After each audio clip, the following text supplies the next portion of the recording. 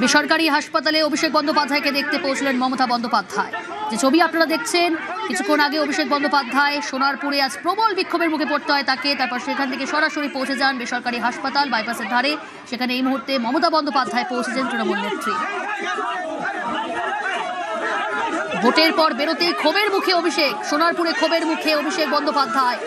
প্রবল বিক্ষোভের মুখে পড়তে হয় তাকে আজ। অভিষেককে লক্ষ্য করে কালো পতাকা দেখানো হয়, জোর জোর স্লোগান দেওয়া হয়, তাকে লক্ষ্য করে জুতো ছোড়া হয়, ডিম ছোড়া হয়, এলো পাথারি চাটি দেওয়া হয় অভিষেক বন্দ্যোপাধ্যায়কে। আর এই মুহূর্তে বেসরকারি হাসপাতালে মমতা বন্দ্যোপাধ্যায় কিছুক্ষণ আগেই সেখানে পৌঁছেছেন অভিষেক বন্দ্যোপাধ্যায়কে দেখতে। এখনকার কি পরিস্থিতি, কি জানা যাচ্ছে হাসপাতাল সূত্রে, আরো ডিটেল জানার চেষ্টা করব। প্রতিনিধি সুদীপ্ত রয়েছে আমার সঙ্গে। সুদীপ্ত, দেখো, বেশ কিছুক্ষণ আগে অভিষেক বন্দ্যোপাধ্যায় সোজা সোনারপুর থেকে কনভয় করে তিনি এসে পৌঁছলেন। তার কারণ তার চোখে আঘাত লেগেছে এবং বেশ কিছু জায়গায় আঘাত লেগেছে। তার একই সঙ্গে তার একাধিক যারা সমর্থক ছিলেন তাদেরও কিন্তু আঘাত লেগেছে, তারাও কিন্তু ইমার্জেন্সিতে এসে পৌঁছেছিলেন। এরপর যেটা দেখা গেল, ঠিক 7:24 নাগাদ বাইপাসের ধারে সেই বেসরকারি হাসপাতালে প্রাক্তন মুখ্যমন্ত্রী মমতা বন্দ্যোপাধ্যায় তিনি পৌঁছলেন এবং একই সঙ্গে অভিষেক বন্দ্যোপাধ্যায়ের মা লতা বন্দ্যোপাধ্যায় তিনিও সঙ্গে করে এলেন এবং একদম ভেতরে ইমার্জেন্সিতে যেখানে তার চিকিৎসা হচ্ছে, অভিষেক বন্দ্যোপাধ্যায় যেখানে ট্রিটমেন্ট হচ্ছে সেখানে কিন্তু পৌঁছে গেলেন এবং ডাক্তারের সঙ্গে কথা বলতেও দেখা গেল।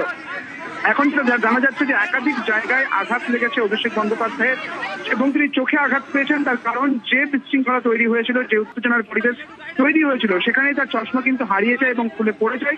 বাড়ির সাধারণ মহিলারা ক্যামেরার সামনে বলছেন ওই চোরটা এখানে এসেছিল কেন? কোনো একটা প্রচার অপপ্রচারে কেউ বিভ্রান্ত হন, সেটা এবার ওই যে তৃণমূল কংগ্রেসের বিধায়ক মুখপাত্র কুণাল ঘোষ আমার সঙ্গে রয়েছেন। কুণাল দা, আজকের ঘটনায় আপনার বক্তব্য জানতে চাই।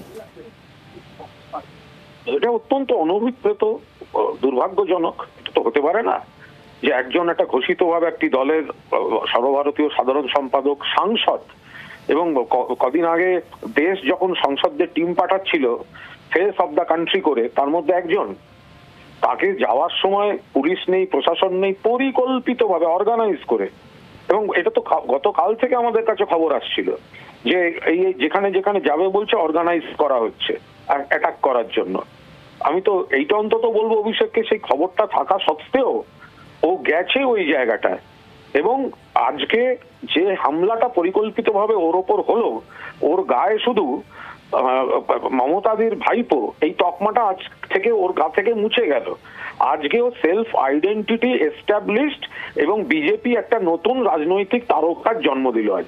তো রিপোর্টার যিনি আছেন উনি খুব খুশি হয়েছেন। উনি নিজের মনের একটা ক্ষোভ থেকে উনি কথাগুলি বলতেছেন যে অভিষেক ব্যানার্জির উপর তুমুল হামলা হচ্ছে, অভিষেক ব্যানার্জির উপর হামলা করা হচ্ছে, জুতো নিক্ষেপ করা হলো। মানে উনি যেভাবে বলতেছেন মনে হচ্ছে ওনার সাথে পার্সোনাল দ্বন্দ্ব আছে অভিষেক ব্যানার্জির সাথে। তো মমতা ব্যানার্জি হসপিটালে দেখতে গিয়েছেন, আমরা সেই ভিডিওটি দেখলাম। সেই ভিডিওতে দেখা গেল যে মমতা ব্যানার্জিকে এক প্রকার ধরে ফেলার মতো অবস্থা। তো বিজেপি এই যে কাজগুলো করতেছে এগুলো খুবই ভুল করতেছে। শুভেন্দু অধিকারী কি ধরে নিয়েছে যে তিনি সারা জীবন ক্ষমতায় থাকবেন? কখনই থাকবেন না। শুভেন্দু অধিকারীর ক্ষমতা কেউ না কেউ কেড়ে নেবে। দর্শক, চলেন আমরা একটু অভিষেক ব্যানার্জির উপর কীভাবে সন্ত্রাসী কায়দায় হামলা করেছে এই বিজেপির কর্মীরা, এই বিজেপির নেতারা। এতদিন এই বিজেপির যেই নেতারা এই অভিষেক ব্যানার্জির উপর হামলা করেছে তারা এতদিন টিএমসি ছিল। টিএমসির দলে থেকে বিভিন্ন কায়দায় তারা সন্ত্রাসী কাজকর্ম চালিয়েছেন এবং এখন তারা বিজেপিতে যোগ দিয়েছেন এবং বিজেপিতে যোগ দিয়ে টিএমসিকে হামলা করতেছেন, টিএমসিতে যোগ দিয়ে বিজেপিতে হামলা করতেছেন। এখন অনেকে বলবেন যে ভাই প্রমাণ দাও। প্রমাণ আপনারা খুব শীঘ্রই পাবেন, দেখতে পাবেন, এবং আপনারা তো চারপাশে দেখতেছেন এরকম তো হচ্ছে। তো মমতা ব্যানার্জি, অভিষেক ব্যানার্জি এরা একটা সময় এই পশ্চিমবঙ্গের খুব সম্মানিত চেয়ারে ছিলেন, তাদের সম্মান অন্যরকমের ছিল। এখন সাধারণ একজন মানুষ, সাধারণ একজন বিজেপির কর্মী, তারা এসে এই লোকের উপর হামলা করতেছে, এত বড় একজন নেতার উপর হামলা করতেছে। তারা এইবার হয়তোবা হেরে গেছে ভোটে, পরের বার ভোট হতে পারে না, তারা জিততে পারে না। এইভাবে যে হামলা করছে অনেক নেতাকর্মীরা এর প্রতিবাদ জানিয়েছে, টিএমসির বিভিন্ন নেতারা এর প্রতিবাদ জানিয়েছেন। তো আমরা সেই ভিডিওগুলি একে একে দেখব। আর অভিষেক ব্যানার্জি এই কয়দিনে এসে ক্ষমতায় এসে যা শুরু করেছেন, প্রথমত গরু কোরবানি বন্ধ করেছেন, হিন্দুরা গরু পেলেছে সেই গরু বিক্রি করতে পারেননি। তো অভিষেক ব্যানার্জি যদি এরকম রাস্তাঘাটে মাইর খায়, ডিম থেরাপি খায়, তো শুভেন্দু অধিকারী কি এটা দেখে কিছু শিখতে পারে না? তারও কিন্তু এরকম অবস্থা এরকম হতে পারে, এরকম দিন আসতে পারে। তো যাই হোক প্রিয় দর্শক, অবশ্যই কমেন্ট বক্সে জানাবেন, ভিডিও দেখবেন। তো চলেন আমরা সেই ভিডিওটি দেখি। সেই ভিডিও দেখার আগে আপনাকে বলবো আমাদের এই চ্যানেলটিকে একটি সাবস্ক্রাইব করে রাখুন এবং আপনার মূল্যবান মতামত কমেন্ট বক্সে জানাবেন। আমরা হসপিটালকে দোষ দিচ্ছি না, কারণ তাদেরকে হসপিটাল চালাতে হয়। একটি হসপিটাল চিকিৎসাই করতে পারলো না যে ওপর থেকে নির্দেশ আসছে, এখনো নির্দেশ আসছে না যে ওনার চিকিৎসা করা যাবে কিনা, সরিয়ে আনতে হলো।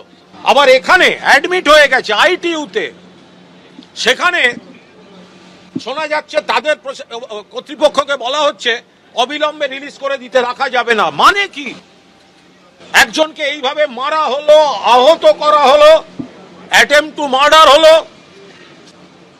তার শারীরিক যা যা প্রবলেম, তোর তো চোখেও একটা প্রবলেম আছে, সেগুলো খতিয়ে দেখা হবে না?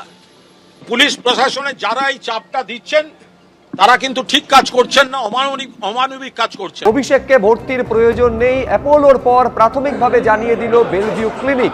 অভিষেককে ভর্তি নিতে নারাজ শহরের দুই নামী বেসরকারি হাসপাতাল অ্যাপোলো এবং বেলভিউ।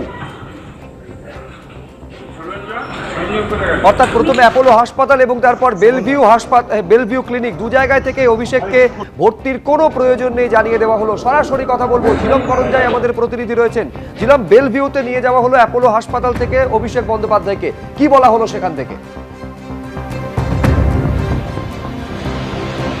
বেলভিউ ক্লিনিকে তাকে যখন নিয়ে আসা হয় অভিষেক বন্দ্যোপাধ্যায়কে, এখানে প্রথমে তাকে আইটিইউতে ভর্তি করা হয়। আইটিইউতে ভর্তি করে তার যে প্রাথমিক পর্যবেক্ষণ, যে চিকিৎসক উপস্থিত ছিলেন এমার্জেন্সিতে, সেই চিকিৎসক যে পর্যবেক্ষণ প্রাথমিকভাবে লিখেছেন যে পেশেন্টের শরীরে সেরকম কোনো ভিজিবল ইনজুরি মার্ক নেই, খালি বুকের ওপর কিছু আঁচড়ের দাগ আছে এবং এর পাশাপাশি তার শারীরিক অবস্থা স্থিতিশীল আছে, তিনি কথা বলছেন, তার সেন্স স্বাভাবিক রয়েছে, তিনি রেসপন্ড করছেন। তবুও চিকিৎসকরা তাকে প্রাথমিকভাবে যা যা চিকিৎসা দরকার, স্যালাইন থেকে শুরু করে অ্যান্টিবায়োটিক ইঞ্জেকশন থেকে শুরু করে তার অ্যান্টি অ্যালার্জিক আর অন্য কিছু যা যা দরকার সেগুলো তারা দিয়েছেন, রিঙ্গাস ল্যাকটেটসও দিয়েছেন। তবে তারা যেটা বলছেন, প্রাথমিক পর্যবেক্ষণে তারা যা প্যারামিটার যাচাই করেছেন, উপস্থিত চিকিৎসক তিনি লিখেছেন যে এই মুহূর্তে তার হাসপাতালে ভর্তির প্রয়োজন নেই, there is no requirement of admission. অর্থাৎ অ্যাপোলো হসপিটালের পর বেলভিউ ক্লিনিকে উপস্থিত চিকিৎসক তাকে হাসপাতালে ভর্তির প্রয়োজন নেই বলে জানিয়েছেন।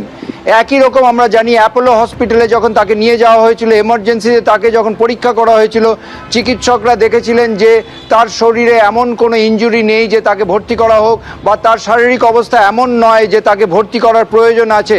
ফলে তারাও সেখানে অ্যাডমিশন অ্যাডভাইস করেননি, তারা বলেছিলেন যে অ্যাডমিশন নট রিকোয়ার্ড। ঠিক একই প্রাথমিক পর্যবেক্ষণ এই বেলভিউ ক্লিনিকের যে উপস্থিত চিকিৎসক তিনিও তাই লিখেছেন। তবে এই মুহূর্তে তাকে আইটিইউতে রেখে তার বিভিন্ন পরীক্ষা নিরীক্ষা চলছে। এবং অন্যদিকে তোমাকে জানিয়ে রাখবো যে তৃণমূলের পক্ষ থেকে ডেরেক ওব্রায়েন এবং কুণাল ঘোষ দুজনেই অভিযোগ করেছেন যে অ্যাপোলো হসপিটাল কর্তৃপক্ষের ওপর চাপ সৃষ্টি করা হয়েছিল, তাই তারা ভর্তি হননি। এবং পরবর্তীকালে ডেরেক ওব্রায়েন তিনিও বলেন যে বেলভিউ ক্লিনিকের ওপরও চাপ সৃষ্টি করা হচ্ছে যাতে তাকে অভিষেক বন্দ্যোপাধ্যায়কে ভর্তি না করা হয়। তবে এই মুহূর্তে হাসপাতাল সূত্রে যেটা জানা যাচ্ছে যে প্রাথমিক পর্যবেক্ষণের পরেও তাকে আইটিইউতে রেখে তার যে বিভিন্ন পরীক্ষা, সেই পরীক্ষা চালানো হচ্ছে, তার ফলাফলের জন্য অপেক্ষা করা হচ্ছে। বেশ, জিলাম তোমাকে ধন্যবাদ। দুটো হাসপাতালের ছবি দর্শকদের সামনে আমরা রাখছি। একদিকে অ্যাপোলো হাসপাতাল, যেখানে বলা হলো যে ভর্তির কোনো প্রয়োজন নেই এবং ডিসচার্জ করে দেওয়া হলো, সেখান থেকে নিয়ে যাওয়া হলো বেলভিউ ক্লিনিকে, সেখানেও জানিয়ে দেওয়া হলো যে ভর্তির কোনো প্রয়োজন নেই। কিন্তু অ্যাপোলো হাসপাতাল, প্রথমে সেখানে নিয়ে যাওয়া হয়েছিল অভিষেক বন্দ্যোপাধ্যায়কে। মমতা বন্দ্যোপাধ্যায় এই খবর পাওয়ার পর তিনি সেখানে পৌঁছে যান এবং তারপর যখন ডিসচার্জ করে দেওয়া হলো, ভর্তির প্রয়োজন নেই জানানোর পর অ্যাপোলো হাসপাতাল থেকে, তখন মমতা বন্দ্যোপাধ্যায় কি বললেন সাংবাদিকদের একবার দেখে নেব।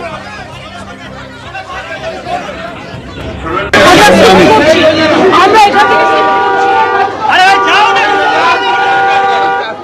এখান থেকে শিফট করছি।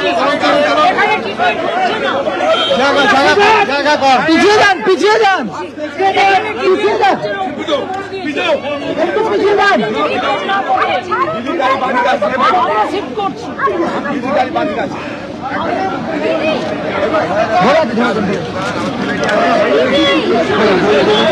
দাদা একটু ঠেলবেন না দাদা, জায়গা কর না ওদিকে যাবে কি করে?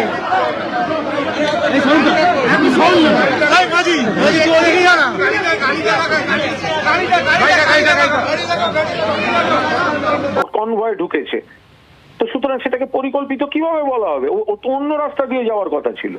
আমরা তাকে কি করে পরিকল্পিত বলবো? পরিকল্পনা এটা বলুন যেটায় অভিষেক থানায় চিঠি দিয়ে যে এলাকায় যাচ্ছে পুলিশ নেই, সেখানে আগে থেকে আপনাদের তো ভিডিও ঘুরছে, আমরা ডিম হাতে দাঁড়িয়ে আছি, আমরা এই করব ওই করব। জনরোষের মধ্যে কখনো জয় শ্রীরাম স্লোগান শুনেছেন? জনরোষ হলে জয় শ্রীরাম হবে কেন? না, এক সময় তো আমরা জনরোষের মধ্যেও জয় বাংলা স্লোগান শুনতাম। না, আপনারা তো তখন জনরোষ বলেননি। যখন অন্য কারোর বিরুদ্ধে আপনারা বলতেন জনরোষ, আমরা শুনেছি জয় বাংলা। না, তখন আপনাদের সবকটা ভিডিও চালান যখন হতো, তখন আপনারা বলতেন তৃণমূল দুষ্কৃতীদের তাণ্ডব। আর যখন তৃণমূলের বিরুদ্ধে কিছু হয় তখন আপনারা বলেন জনরোষ। আপনারা তো জনরোষের ডিমার্কেশন লাইনটাই করে দিয়েছেন। তৃণমূলের বিরুদ্ধে হলে জনরোষ, আর তৃণমূল বিরোধী কারুর বিরুদ্ধে হলে সেটা হচ্ছে সংগঠিত তৃণমূল দুষ্কৃতীদের আক্রমণ। এটা তো আপনারা তৈরি করে দিয়েছেন। কুণালবাবু, আজকে বহু বাড়ির সাধারণ মহিলারা ক্যামেরার সামনে বলছেন ওই চোরটা এখানে এসেছিল কেন? মানে এতটা কি আপনারা এক্সপেক্ট করেছিলেন? কোনো একটা প্রচার অপপ্রচারে কেউ বিভ্রান্ত হন, সেটা এবার ওই যে মা বা দিদি সম্মানিয়া, তার যদি কোনো কিছু মনে হয় তিনি কোনো দল সাপোর্ট করেন বা না করেন, অভিষেক বন্দ্যোপাধ্যায় তো তার কোনো ক্ষতি করতে যাননি। তো সুতরাং তিনি যাদের সঙ্গে থাকেন, যে রাজনীতিটা করেন, তাদের যদি এটা স্লোগান হয়ে থাকে, তারা যদি এইটা কর্মসূচিগত হিসেবে করে থাকে, তাহলে তারা প্রভাবিত হচ্ছেন। এটা আমাদের এখন দেখতে হচ্ছে, খারাপ লাগছে বাট দেখতে হচ্ছে এটা।